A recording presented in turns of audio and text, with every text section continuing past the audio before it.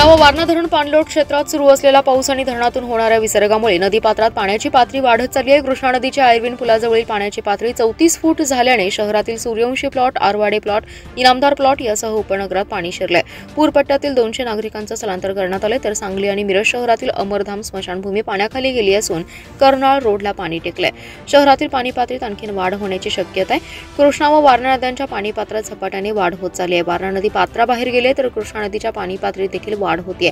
Irwin पुलाजवळ सध्या कृष्णा नदीच्या पाण्याची पातळी 34 फूट झाली आहे, त्यामुळे सांगली येथील अमरधाम स्मशानभूमीमध्ये पाणी आले, पर्यायी कुपवाडला सोय केली आहे। तर मिरजमधील कृष्णा घाट स्मशानभूमीत देखील पुराचं पाणी असल्याने स्मशानभूमी बंद करण्यात आली आहे। पर्यायी स्मशानभूमी पंढरपूर रोडला सुरू करण्यात आली आहे। शहरातील बायपास नाल्याच्या बॅक वॉटरमुळे सूर्यवंशी प्लॉट, इनामदार प्लॉट, शिवमंदिर परिसर, कानानगर परिसराला पाण्याने वेढा दिला। या परिसरातील सुमारे 200 नागरिकांचं स्थलांतर महापालिकेने केले।